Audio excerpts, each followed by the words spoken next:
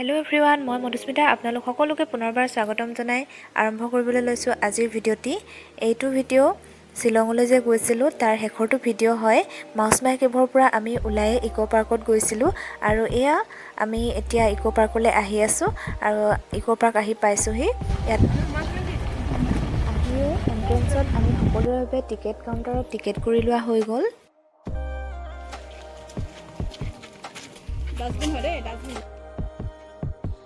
এতিয়া আমি ইক' পাৰ্কৰ ভিতৰলৈ গৈ আছোঁ।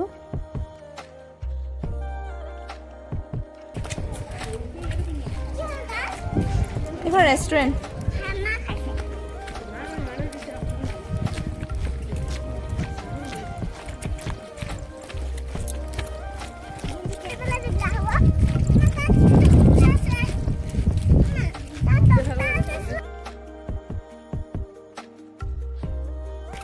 এইফালে আমাৰ টিকলি অকলে অকলে একদম খেলিব গৈছে।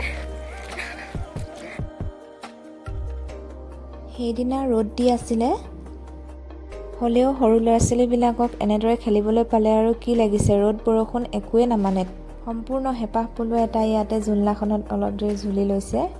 লগতে এইফালে মাইনাও। এনেকুৱা ৰ'দ মানে বহুত গৰম দেই। তাতে বহিব গৈছে, চবে গৰম পাইছে, ৰ'দ দি আছে যিহেতু। আমি ইক' পাৰ্কৰ পৰা অলপ ভিউ পইণ্টটো চাইছোঁ।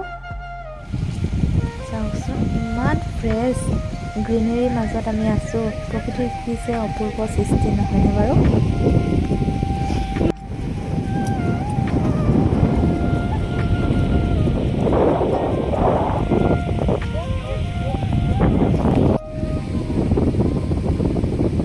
এইফালে আমাৰ গুঞ্জিতাক দাদাইকে খেলাই আছে।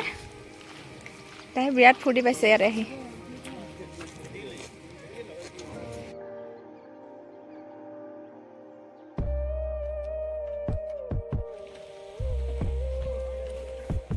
পাৰ্কত আমি বেছি দেৰি নকৰিলোঁ, যিহেতুকে আমি ডাউকি যাব লাগিব, সেইবাবে দূৰ হয়। আৰু এতিয়া আমি ইক' পাৰ্কৰ পৰা ৰিটাৰ্ণ হৈছোঁ। আৰু এইফালে এওঁলোকলৈ চাওকচোন, ইমান সুন্দৰভাৱে ঠাইখন পৰিষ্কাৰ কৰি ৰাখিবলৈ যত্ন কৰিছে।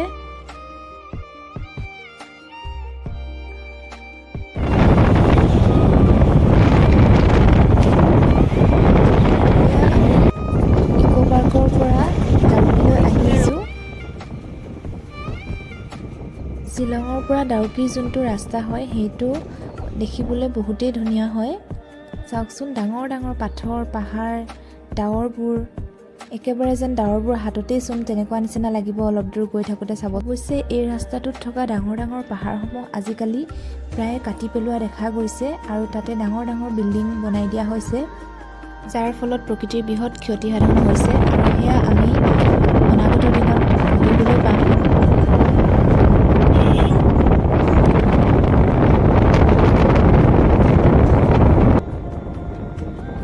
এয়া চাওকচোন, ক্ৰমান্বয়ে আমি ডাৱৰৰ মাজলৈ গৈ থকা যেন লাগিছে।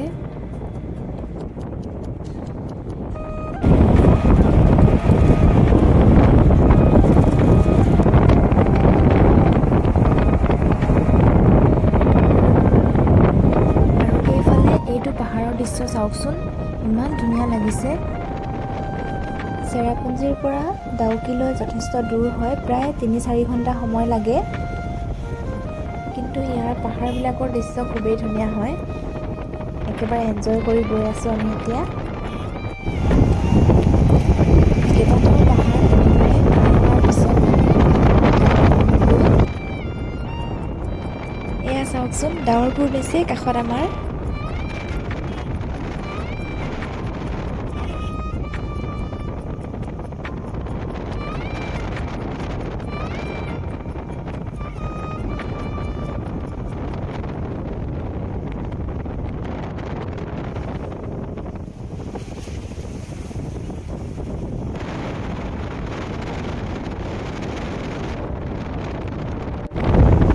আমি বৰষুণ পালোঁ, এতিয়া বৰষুণ।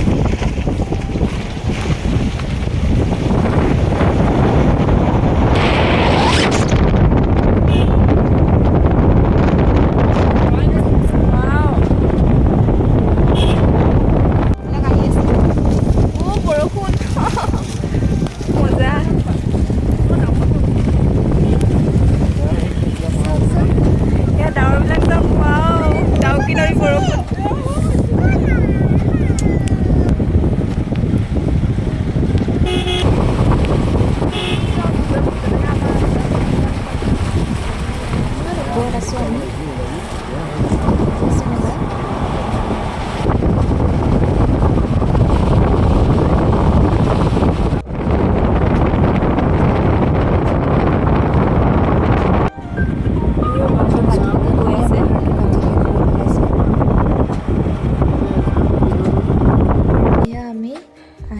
এতিয়া মেইন টাউনখন পাইছোঁহি, ডাউকি টাউন। ঠাইডোখৰ নাম ভালকৈ মই নাজানিম, কিন্তু ডাউকি যোৱাৰ আগত মানে মেইন টাউন এইকণে পায়। আমি গৈ আছোঁ ডাউকি ৰিভাৰ ছাইডত।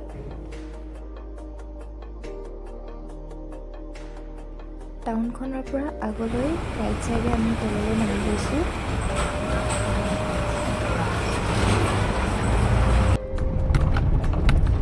টাউনখনৰ পৰাও যথেষ্ট দূৰ হয়।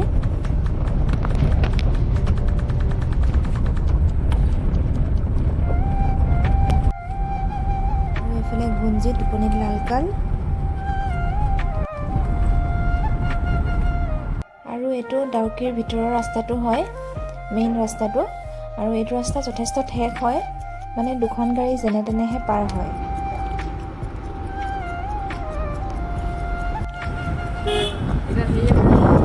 যে তলত দেখিছে নদীখন, আমি সেই তললৈ গৈ আছোঁ ডাউকি ৰিভাৰ ছাইডত। এইকণ জেগা মেঘালয়ৰ একেবাৰে শেষ সীমান্ত হয়। আৰু এইটো ৰাস্তাতে তেওঁলোকে ৰখি থাকে, যেনেকৈ ব'টিঙৰ কাৰণে ব'টিং পইণ্টবিলাক ইয়াৰ পৰা আছে। কিন্তু আমি ইয়াৰ পৰা নাযাওঁ, যিহেতুকে গাড়ী ৰখাবলৈ একেবাৰে জেগা নাই। আমি সেইবাবে একেবাৰে তলত গৈছোঁ, ব'টিং ছাইড তাত আছে নহয়, তাতে যাম। এয়া আমি এতিয়া আহি পাইছোঁহি।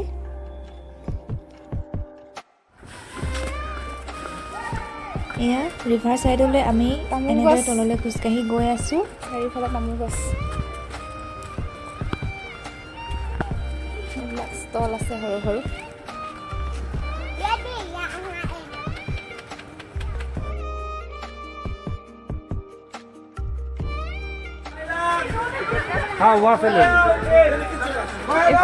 টিকেট কাউণ্টাৰ, ব'টিং ৰেটবিলাক ইয়াতে লিখা আছে। ডাউকি ব্ৰিজৰ এই ডাউকি ৰিভাৰখনক উমগত ৰিভাৰ বুলি কোৱা হয়, যিখন নেকি আমাৰ ইণ্ডিয়াৰ ক্লিনেষ্ট ৰিভাৰ হয়। চাওকচোন পানীখিনি কিমান চাফা হৈ আছে আৰু একেবাৰে গ্ৰীণ গ্ৰীণ হৈ আছে। আৰু সেইফালে যে দেখিছে ছাতিকেইটা, সেইটো ছাইডৰখিনি মানে বাংলাদেশৰ পৰে, আৰু এইফালে আমাৰ ইণ্ডিয়াৰখিনিয়ে ব'টিং কৰে। আৰু এইফালে ব'টিং কৰি আছে চবে।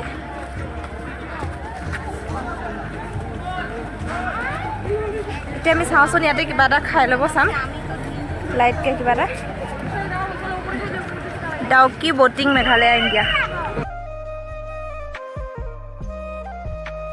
এই যে শিলগুটিকেইটা দেখিছে লাইনটো, এই লাইনকেইটাৰ পৰা আমি ইফালে যাব নোৱাৰোঁ, মানে ইফালে বাংলাদেশ পৰে যিহেতু।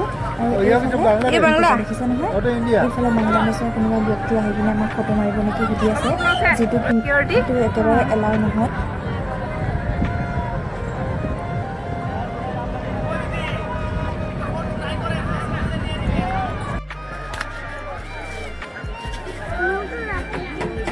ইয়াতে কিন্তু শ্বিলং চেৰাপুঞ্জীৰ নিচিনা ঠাণ্ডা নহয়, ইয়াতে গৰম হয়। আৰু সেইবাবে আমি ইয়াতে আমাৰ ইণ্ডিয়াৰ ষ্টল কেইখন যে আছিলে, তাতে আমি এতিয়া কিবা এটা খাই লওঁ বুলি আহিছোঁ। মেগীকে অৰ্ডাৰ কৰিছোঁ।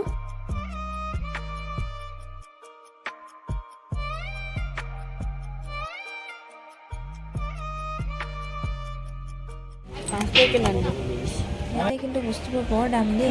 এইটো 10 টকা দিছে নেকি, তাতে 60 ৰুপিজ লৈছে পাই, পাৰ প্লেট 60, অলপ বেছিয়ে হৈ গ'ল নেকি।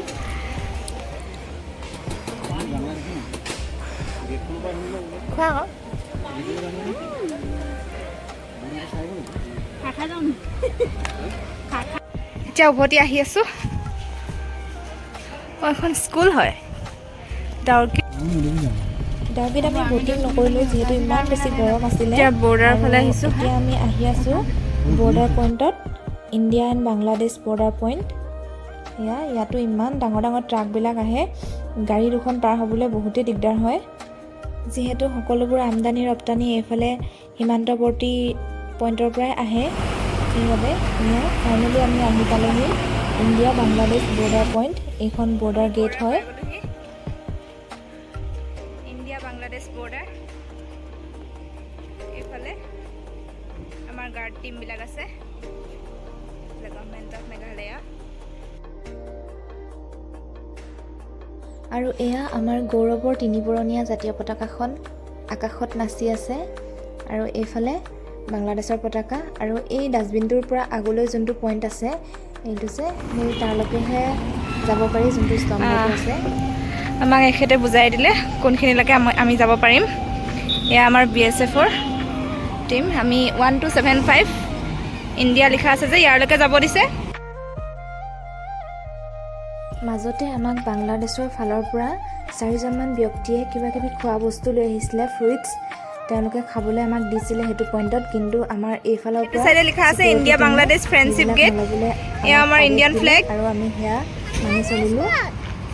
আৰু এইফালে বাংলাদেশৰ ফ্লেগখন স্থাপন কৰি আমদানি ৰপ্তানি সদায় কৰি থকা হয়। আৰু এয়া ট্ৰাকবিলাক আহিছে বাংলাদেশৰ পৰা আমাৰ ইণ্ডিয়াত প্ৰৱেশ কৰিব, আৰু সেইবাবে ইয়াতে চেক গেটত চেকিং কৰা হৈছে।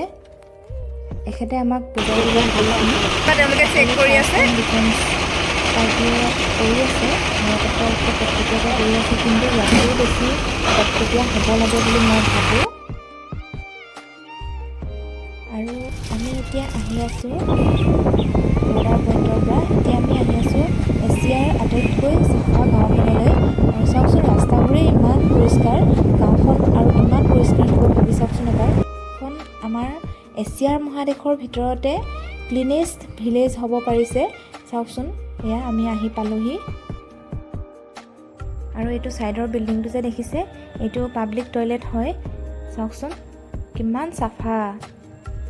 এছিয়াৰ ক্লিনেষ্ট ভিলেজ এইখন চাওকচোন, ইমান চাফা নহয়। এয়া চাওক, এটা পাতো নাই, মানে এটা পাতো নাই।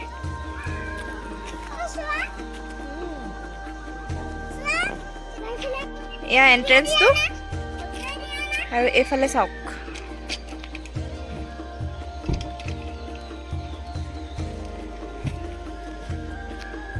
পৰিৱেশটো একেবাৰে ঠাণ্ডা একেবাৰে ইয়াত। আৰু আমি আহি পাওঁতে প্ৰায় সন্ধিয়াই হ'লহি। চাওকচোন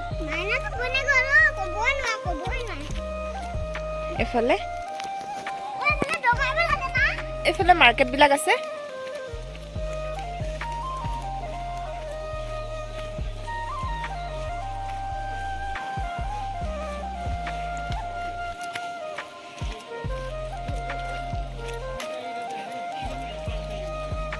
চাবলগীয়া শিকিবলগীয়া বহুত আছে।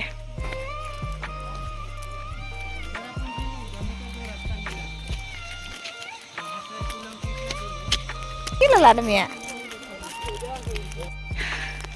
ইমান দেৰি একো খোৱা নাই, ইয়াতে খাব আহিছোঁ এতিয়া।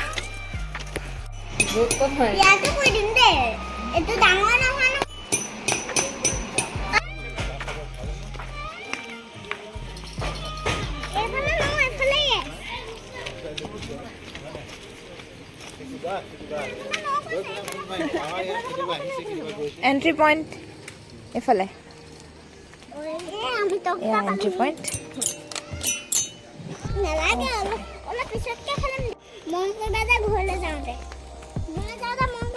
ঠিক আছে।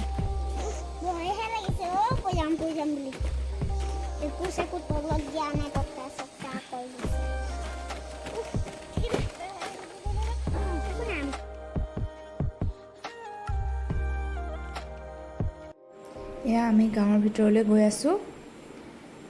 গাঁওখনৰ নামটো হৈছে মাউলি নং ভিলেজ। মাউলি নং ভিলেজখন সঁচাকৈয়ে বহুত বেছি চাফা হয়, সেইকাৰণেতো এছিয়াৰ ভিতৰতে চাফা গাঁও হিচাপে পৰিচিত হৈছে।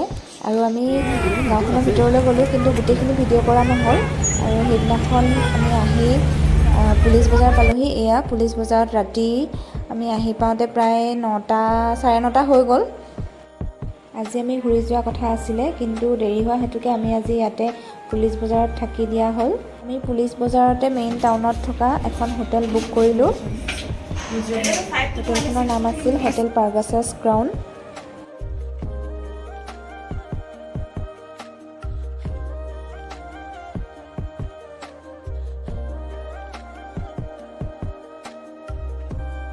আৰু ইয়াত নেক্সট দিনাখন ৰাতিপুৱা হয়, আমি 6:30মান বজাতে ওলালোঁ। ওলাই গৈ দেলহি মিষ্টানৰ পৰা এয়া মিঠাই ল'লোঁ। ৰাতিপুৱা এনেদৰেই খাই আমি আৰু ভাবিলোঁ যে এখন এইফালে কেব লৈ ঢকলা। আহি এলিফেণ্ট ফলছৰ ওচৰতে আছে যিহেতু সেইবাবে আমি এলিফেণ্ট ফলছ চাই আহোঁ আৰু ঠিক সেইমতে আমি এয়া গৈ আছোঁ এতিয়া এলিফেণ্ট ফলছৰ ফালে। এইফালে এলিফেণ্ট ফলছ পালোহি।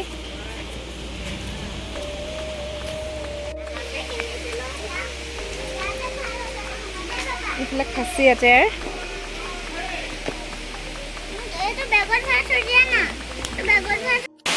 হৈছে ফাৰ্ষ্ট ফলটো। নেক্সট যাম এতিয়া আমি থাৰ্ড ফলটো চাই লওঁ। এইটো থৈ থাৰ্ড ফল।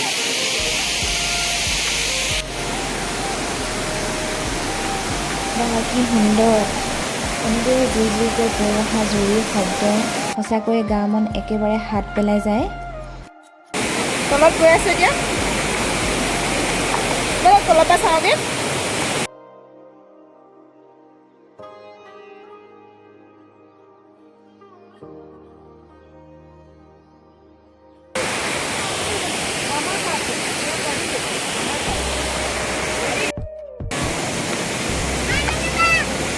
আহা বাপৰে ভৰি বিষাই গৈছেগে।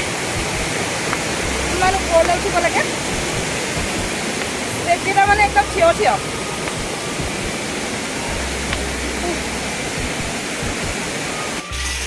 এয়া গুঞ্জিতাই খাচী ট্ৰেডিশ্যনেল এটেয়াৰ পিন্ধিছে আৰু আমিও খুৰী আৰু মই দুয়োগৰাকীয়ে পিন্ধি ল'লোঁ। ইয়াৰ পিছতে আমি 12টামান বজাত উভতিলোঁ ঘৰলৈ বুলি। ভিডিঅ'টো চাই কেনেকুৱা পালে জনাব।